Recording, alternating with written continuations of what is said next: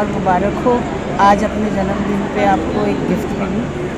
बहुत बहुत शुक्रिया। और मैं तहे दिल से फैंस और जितने भी लोग, जितने भी घरों से, जब मैं अंदर गया तो इतने लोग नहीं थे मेरे साथ, बट जब मैं बाहर आया हूँ तो देख रहा हूँ इतने लोग मेरे साथ हैं, तो इसके लिए मैं बहुत शुक्रगुजार हूँ।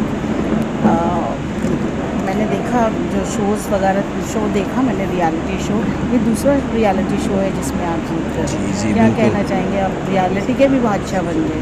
बस आपकी दुआएं और लोगों की प्रार्थना है, जहाँ पे पहुँच गए, और मेहनत भी है साथ साथ में चली जा रही है, कर्म भी है, तो सब सब चल रहा है एक साथ। ओके, आपके मतलब इस शो में आपके रिश्ता एकदम ओपन जी जी, दिखाया पर्सनल गया, चीज़ें तो काफ़ी। रिलेशनशिप के बारे में अब आपका क्या वो रहेगा। मुझे थोड़ा ख्याल रखना चाहिए चीज़ों का। आपको समझ में आती है जब ऐसी चीज़ें आपके सामने इस वक्त आती है, तो आपको बहुत सारी चीज़ें रियलाइज़ करवा के जाती है। आई थिंक मेरे काफ़ी बेहतर इंसान बनने में जो हेल्प होती है ना, कि आपको पता चलता है कि आप कहीं रोका जा रहा है, यहाँ पे रुकना बहुत सही है, और सही वक्त पे सही जगह रुकना और रियलाइज़ कर लेना, आई थिंक इससे बड़ा लेसन नहीं हो सकता।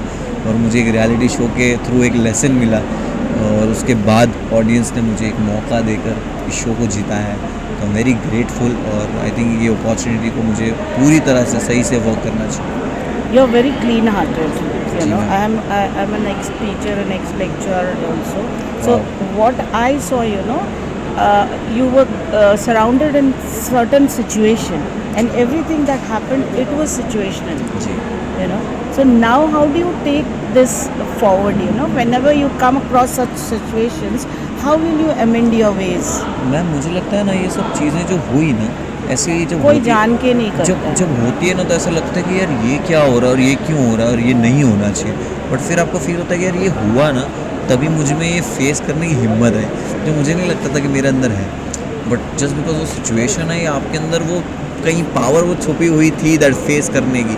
और आई थिंक ऐसी सिचुएशन फेस कर लेने के बाद आपको पता चलता है कि मैं उस वक्त दिल से कितना बुरा फील कर रहा था, मैं बिखरा हुआ फील कर रहा था, तो मुझे वो बिखरा हुआ वापस फील नहीं करना। तो जिस चीज़ ने मुझे वहाँ पहुँचाया, मुझे उस चीज़ से दूर रखना। एग्जैक्टली आपकी विक्की से नहीं बनती थी मगर अंकिता से बनती थी। जी।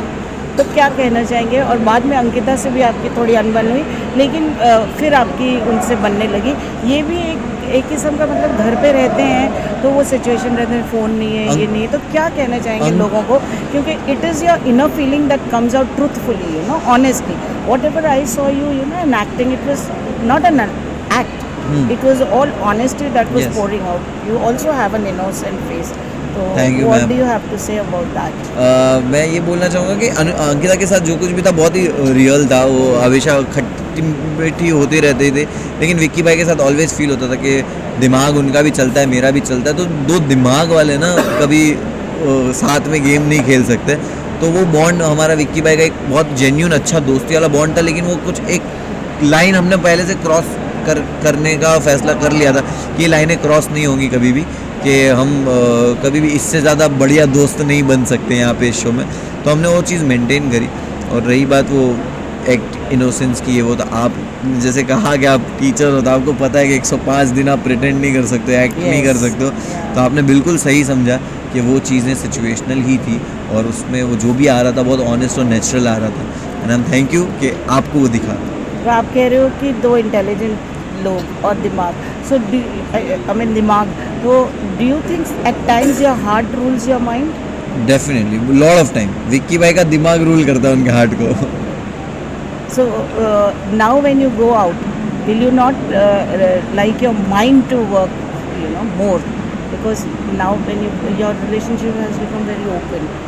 एक अच्छी बात नहीं है, हर कोई रिलेशनशिप में रहता है, सब कुछ सबके साथ ऐसा होता है, लेकिन आपका मतलब दुनिया के नेशनल टीवी पे हो गया है, तो आप किस तरह की प्रिकॉशंस लेंगे, किस तरह से एक डिस्टेंस मेंटेन करके रखोगे, मुझे लगता खासकर लड़कियों से। मुझे लगता है नहीं, मैं डिस्टेंस मेंटेन करके ही रखता हूँ, खासकर लड़कियों से। तो मैं क्लियरली यही बोलना चाहूँगा कि ये जिस तरह की चीज़ें अगर सामने आई है, जिस तरह की चीज़ें बाहर आई है, तो प्रिकॉशन के हिसाब से मुझे लगता है दिल और दिमाग में जो चीज़ें हैं ना, मिक्स नहीं करनी चाहिए। दिल है तो दिल है 100%, दिमाग बस उस पर थप्पा लगा दे, दिमाग बस उसमें कुछ चीज़ें ना ढूंढे, और अगर दिमाग कह रहा है ना, तो फिर दिल उसको मनाने की कोशिश ना करे। अच्छा बोलते हैं आप। शुक्रिया। एक शायरी बोलिए मेरे सुनने वालों को। मैं यही कहना चाहूँगा कि तो साथ मेरी मॉम का नाम मुमताज़ था, तो आज मैंने जो फील किया तो मैं यही कहना चाहता था कि तू साथ ना माँ पर साथ तेरा साया था, इतना मशहूर हाँ और इतना ही कमाया था, वो तोड़ने आए थे मेरा मिट्टी का महल, लेकिन बेटा मुमताज़ का उनका ताज छीनने आया था। क्या बात है। और अब जाके अपने बेटे से आप बहुत दिनों बाद मिलोगे। अभी वहीं जा रहा हूँ। क्या बात है। तो उसके लिए क्या गिफ्ट देना चाहोगे? Trophy. Any message to the अलग जो रियलिटी शो में कंटेस्टेंट पार्टिसिपेट करना चाहेंगे, उनको क्या मैसेज देना चाहेंगे कि आप बहुत उम्दा खेले और किस तरह खेलने के उनको वो देना चाहेंगे लेसन? रियलिटी शो में मत आइएगा। नहीं मैं मजाक कर रहा हूँ। बिल्कुल सच बोलूँ तो कोई टिप्स नहीं है और कोई ऐसा चीट कोड नहीं है, कोई ऐसा डिकोड प्लान नहीं है। मैं क्लियरली यही बोलूँगा, बी योर सेल्फ। अगर आप अपनी सेल्फ नहीं भी रहोगे तो बिग बॉस निकलवा लेंगे। Thank you so much.